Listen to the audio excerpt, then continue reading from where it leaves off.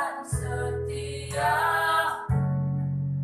tak pernah lain di hidup. Semusim berlalu, semusim berlalu, namun kau selalu pelihara kasih dan setiamu, kasih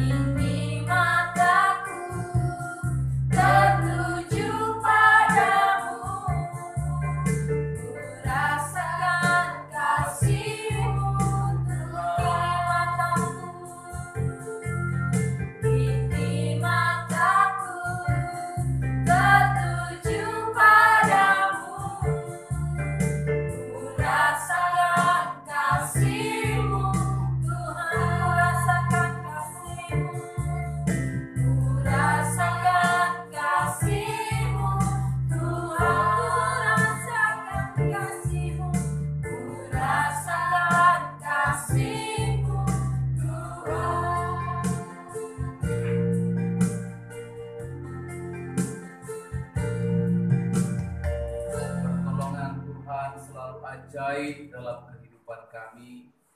Pertolongan Tuhan selalu kami rasakan hingga pada minggu ini, pada hari ini Tuhan, Engkau sungguh baik bagi kami. Terima kasih untuk anugerah-Mu, terima kasih juga untuk kemurahan Tuhan. Ibadah doa baik secara online hari ini juga secara langsung untuk para anak-anak-Mu yang ada di lantai 1. Tuhan, Engkau mengasihi kami, kami bisa berdoa bersama-sama pada hari ini. Kami rindu merenungkan firman Allah. Berilah kami iman untuk percaya, berilah kekuatan untuk melakukannya. Dalam nama Yesus. Amin. Salam sejahtera dalam kasih Tuhan, selamat malam dan shalom. Puji Tuhan, pada malam hari ini, karena kita masih terus mencoba, hari ini kita coba untuk pakai kamera CCTV yang sudah kita punya untuk di bawah, walaupun masih banyak kekurangan di sana sini. Terus hari-hari ke depan akan kita terus perbaiki. Kalau suara terlalu kencang bisa angkat tangan yang di bawah itu ya, atau terlalu pelan juga boleh supaya di setel dulu. Puji Tuhan. Kita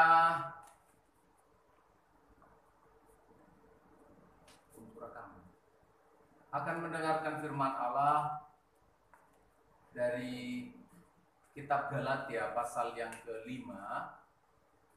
Galatia pasal yang ke-5 ayat 22 sampai ayat yang ke-23. Kita sekarang tiba pada Galatia pasal 5 ayat 22 sampai 23. Mari yang bisa sempat membaca Alkitabnya silakan dibaca bersama-sama saya. Ayat 22 sampai 23, 1, 2, ya. Tetapi buah roh ialah kasih, sukacita, damai sejahtera, kesabaran, kemurahan, kebaikan, kesetiaan, kelemah lembutan, penguasaan diri. Tidak ada hukum yang menentang hal-hal itu.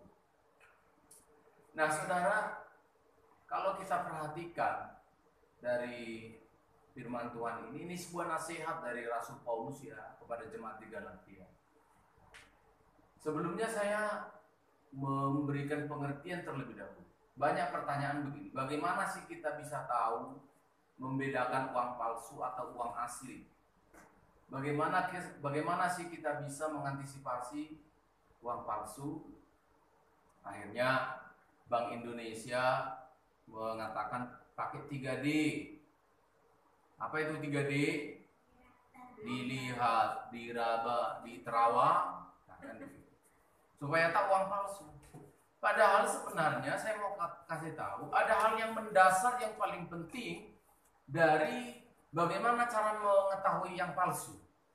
Sebenarnya yang paling tepat adalah untuk kita bagaimana mengetahui ajaran yang palsu atau tidak. Kamu perlu tahu dulu uang yang aslinya. Kamu perlu paham dulu pengajaran yang benarnya. Jadi jangan sibuk untuk mengantisipasi bagaimana uang palsunya kan. Kalau kita tidak tahu uang aslinya, maka terus akan jadi bermasalah. Biar diterawang berapa kali, diraba berapa kali, dilihat berapa kali, sama saja. Maka sebenarnya ada satu yang penting justru yang seringkali kita abaikan. Nah, seringkali juga pertanyaan ini dalam kehidupan rohani terjadi. Pak, bagaimana sih caranya supaya saya tidak nakal lagi? Bagaimana sih caranya supaya saya tidak merokok lagi? Bagaimana sih caranya supaya saya tidak suka marah-marah lagi? Sebenarnya sepertinya bagus pertanyaan itu. Tapi yang paling penting sebenarnya adalah bagaimana sih caranya supaya saya lebih rohani? Bagaimana sih caranya supaya saya bisa lebih dekat sama Tuhan? Nah, itulah yang dikatakan oleh Rasul Paulus kepada jemaat di Galatia. Lalu dia nanti menjelaskan apa itu hidup dalam daging, apa itu hidup dalam roh. Hal yang paling mendasar adalah bagaimana yang rohani itu kita tahu. Bukan bagaimana caranya supaya lepas dari jahat, dari menipu, dari nakal. Jangan itu sebenarnya. Karena apa? Kalau kamu sudah tahu yang rohani, otomatis ayat yang ke-16. Ya, ayat yang ke-16. Coba kita baca bersama-sama Galatia pasal yang kelima ayat yang ke-16.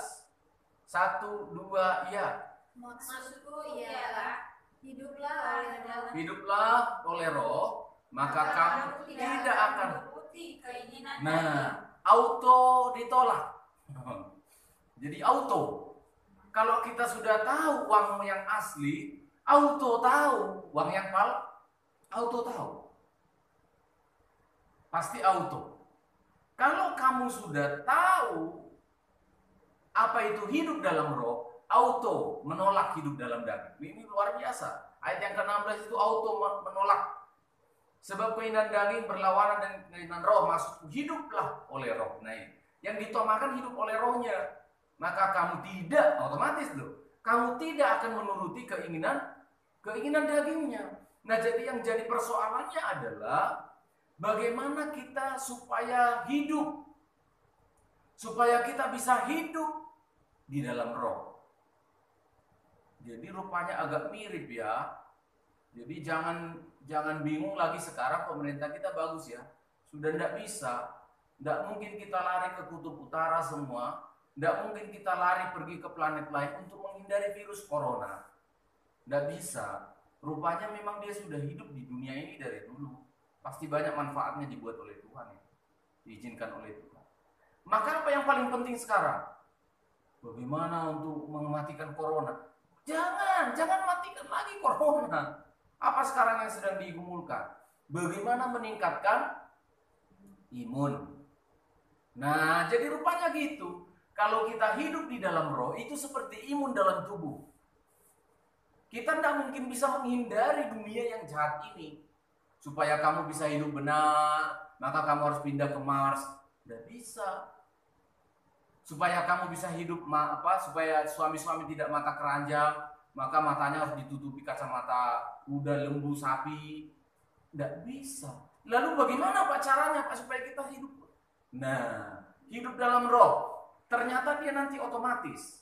Nah, ternyata saudara, saya mau kasih tahu sedikit walaupun saya bukan dokter, tapi saya dengar di radio atau membaca disebutkan yang membuat orang kena virus corona, yang membuat kita menjadi sakit atau meninggal itu bukan virus coronanya, tapi apa? Apa yang membuatnya? Imunnya kita yang menyerangnya, lalu apa istilahnya di paru-paru kita banyak katanya gumpalan-gumpalan itu, lendir itu. Nah, gitu ya. Jadi yang membuat orang jadi sesak bernafas itu bukan karena banyak virus coronanya di dalam, bukan. Tetapi karena corona, lalu imun kita. Nah, sekarang sedang dikasih tahu, sedang dicari vaksinnya, disuntik di dalam tubuh kita, supaya nanti kalau ada virus corona, imun di dalam tubuh kita itu udah langsung melimpah, buas gitu. Tapi dia tahu mana yang musuh, mana yang kawan. Nah, jadi hiduplah di dalam roh, otomatis kita akan menolak. Apa itu? Ayat yang ke-19. Karena tidak bisa kita hindari di dunia ini. Ayat 19 itu, coba kita baca ayat 19. 2, ya. Perbuatan daging telah nyata. Nah, telah nyata, tidak bisa ditutup-tutupi, saudara. Atau kamu pergi harus menghindarnya ke planet lain, ke bulan, tidak bisa. Memang sudah nyata. Sudah ada di lingkungan kita. Malah saya katakan ada di handphone kita, di tangan kita. Keinginan daging, hawa nafsu. Tidak usah pergi ke pelacuran, di tanganmu. Anak-anak muda perhatikan, di tanganmu itu. Jadi bukan begitu kata Tuhan. Sejak zaman dahulu Tuhan sudah luar biasa firman. Bukan gitu caranya, karena sudah nyata. Apa saja? Percabulan, kecemaran, hawa nafsu, penyembahan berhala, sihir, perseteruan, perselisihan, iri hati, amarah dan seterusnya. Lihat, mbah-mbah, pengasuh atau kita yang suka berselisih, supaya kita tidak berselisih, bagaimana caranya Pak Pendeta? Wah, tidak mungkin saya bilang, tahan hatimu. Kalau kamu nanti sudah mau marah, lari kamu ke sumur mandi. Tidak bisa. Di kamar mandi pun ada cacing. Di kamar mandi pun ada, si amarah itu juga ada di sana. Karena sudah nyata, di mana-mana dia ada. Lalu apa yang kita lakukan? Yang paling penting sekarang yang harus kita kerjakan adalah hiduplah di dalam roh. Pak Pendeta, bagaimanakah hidup oleh roh? Tadi ayat yang ayat yang ke-18, ayat yang ke-25 itu dijelaskan. Oleh sebab itu, berilah dirimu dipimpin oleh Roh. Ya, ayat yang ke-18 tolong kita baca. 1 2 ya. Akan tetapi kalau kamu memberi dirimu dipimpin oleh Stop. Bagaimana Pak hidup di dalam Roh itu? Oh, gampang. Beri dirimu dipimpin oleh Roh. Amin, saudara. Amin. Beri dirimu dipimpin oleh Roh. Bagaimana cara memimpin Roh? Saya bikin sederhana aja lah. Saya ya, kebetulan Bapak Gembala adalah pimpinan di sebuah sekolah, di sekolah kita, di sekolah sinode kita. Maka semua orang yang ada di Salem itu harus hidup. Saya ulangi ya, ini sederhana. Bagaimana Pak dipimpin Roh? Ini saya kasih tahu. Saya sebagai pemimpin di sekolah, maka semua orang yang ada mulai dari halaman sampai ke lantai 4, supaya dia bahagia, selamat dan senang di situ, di Salem itu, maka dia harus hidup menurut aturannya saya. Gampang kan? Sederhana kan? Bagaimanakah dipimpin oleh Roh, Pak? Wah, sederhana sekali. Sangat sederhana sekali. Ikutilah apa? Aturan-aturan. Ikutilah kehendak dari Roh Kudus.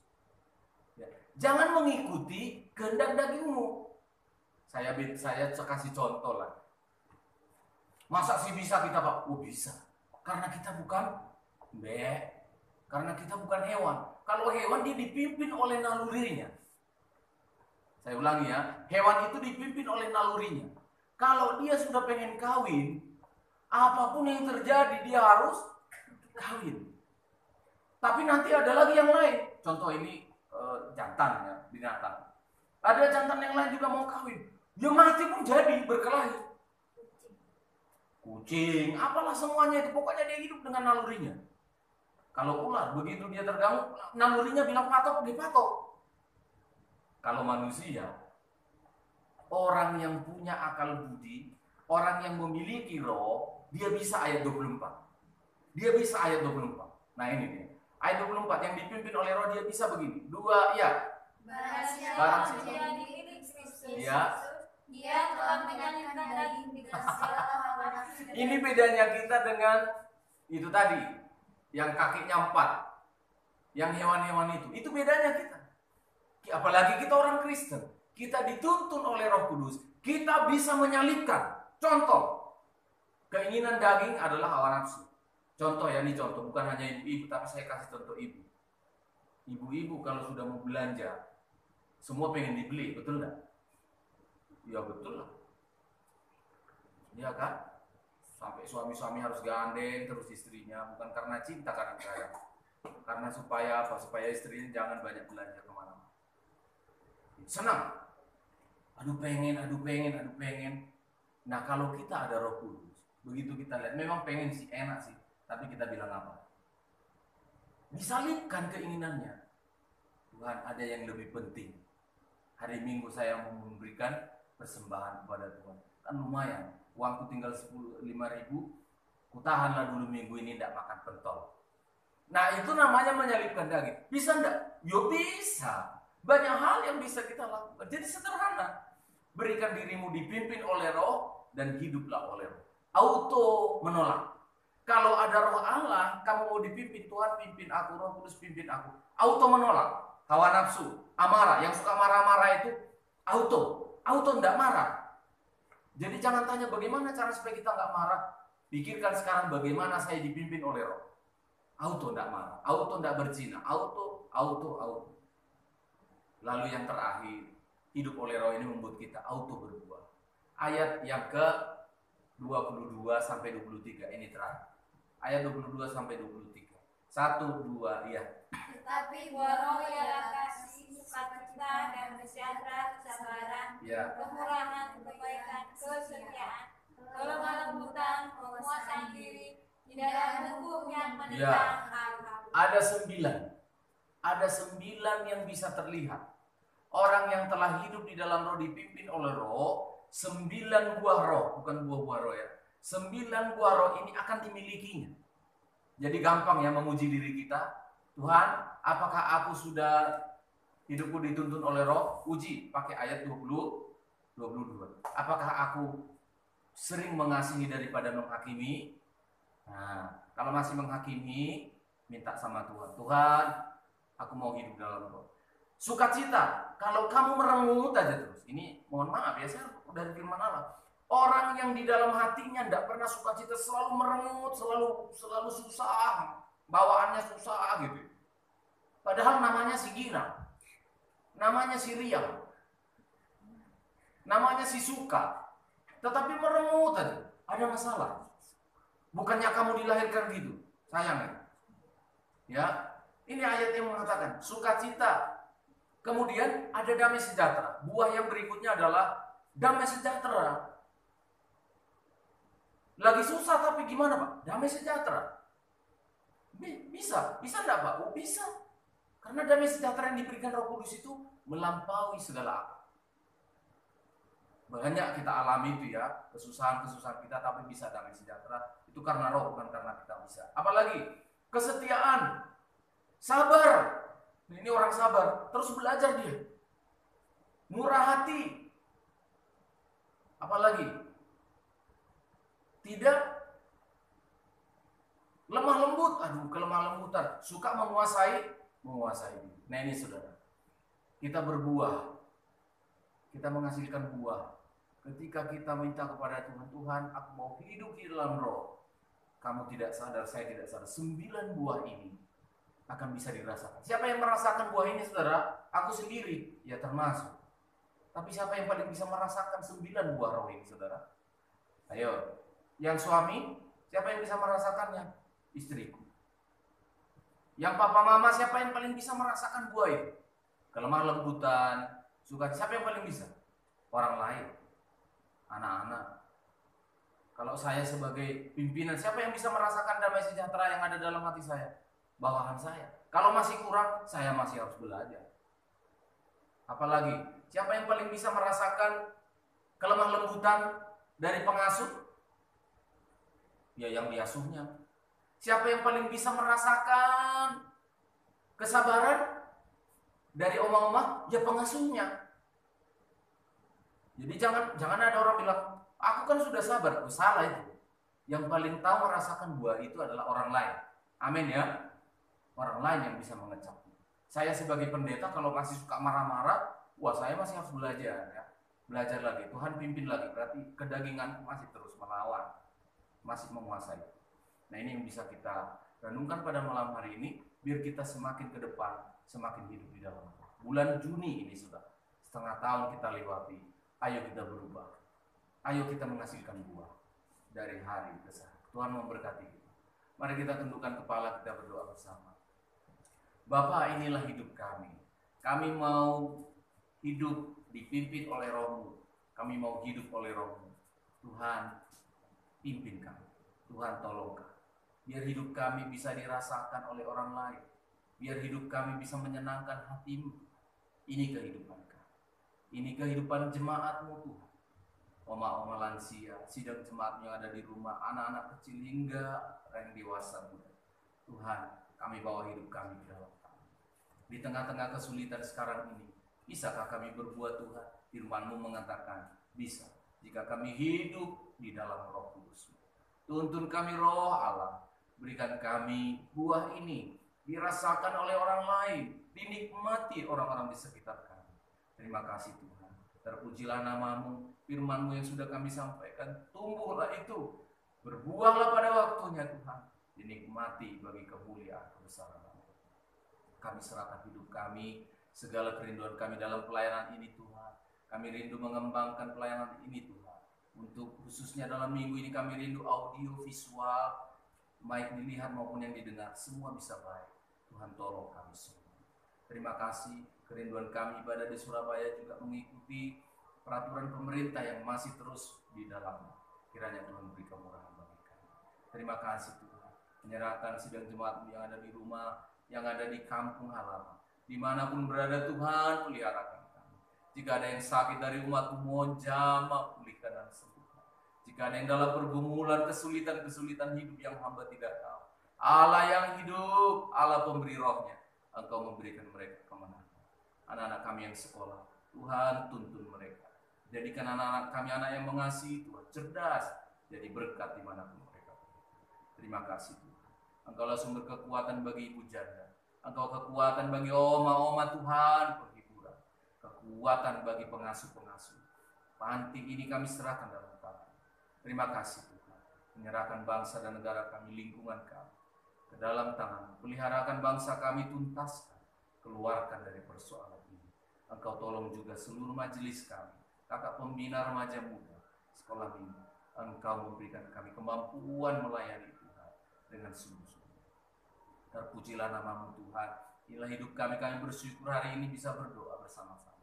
Di dalam berkat Allah Bapa, Sang Putra dan Roh Kudus. Dalam nama Tuhan Yesus menyertai kami hari ini sampai selama-lamanya. Haleluya. Amin. Selamat malam.